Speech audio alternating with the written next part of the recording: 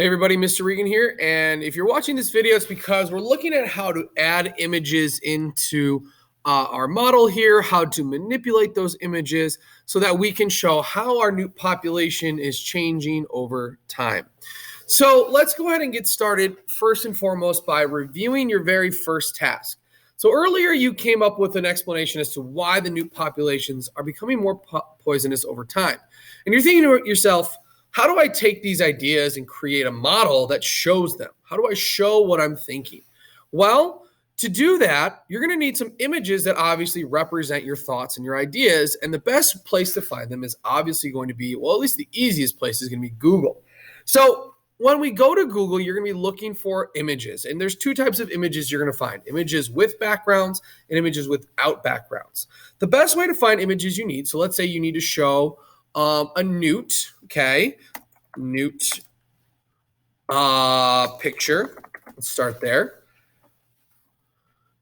Is by going to the images section and obviously copying and pasting images of these different newts into your model. Now notice all of these newts, okay, have different backgrounds to them. Some have the environment behind them. Some just have a white background, whatever.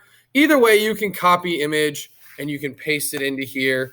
And from here, you can manipulate your images in a few ways. You can obviously drag the corner boxes in there, okay? And you can shrink and change the size. You can grab this top circle icon and change the position, circling it around, okay? If you double click, you can drag these black bars across to kind of get rid of any sort of parts you don't need, and so on and so forth. So now you've got an image of a newt, and you can kind of begin to explain that maybe these newts, I don't know, ate something poisonous, and that's how they became poisonous. So maybe they ate poisonous food.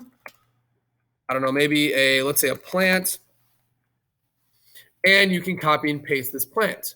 Now, again, all these images have backgrounds. So if you want one that doesn't have a background, what you're going to do is you're going to put the word or the image that you want and put the word transparent after it.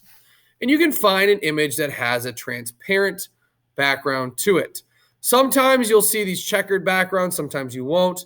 But the best way to find a plant that's poisonous is to kind of search whatever one you think is best. There we go. Maybe I want this one here, okay? And we can copy that image in. So copy image, paste image in, and so on. Now, this one obviously isn't transparent, but you know it's transparent because you don't have the background. You might need to try to test a few and find ones that work and that sort of thing. But now all of a sudden you have an image here that represents kind of what you need in terms of the plant. Now, obviously you need to show them eating it in one way or the other, so you can drag more pictures in, okay? Or you can use other features as well that allows you to explain your ideas best and to model what you're thinking.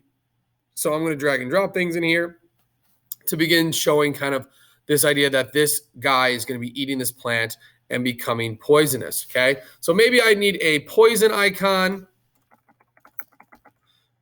and I'm going to make it transparent. So maybe I can find one without a background. Oh, look, that one doesn't. So notice when I look at the image here, it doesn't have that checkered background. But when I click on it and I see that checkered background, now if I copy this image, oh, look, it doesn't have a background. Okay, so that's kind of how you copy and paste images. That's how you rotate them, change their size, get rid of any unwanted parts. Okay, and from here, you can continue to show and model how our newts are becoming poisonous. If you have any useful tips or any questions about what you just saw, reach out to me.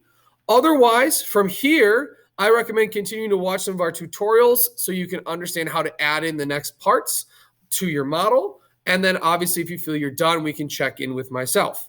From here, folks, let me know if you have questions. Otherwise, good luck.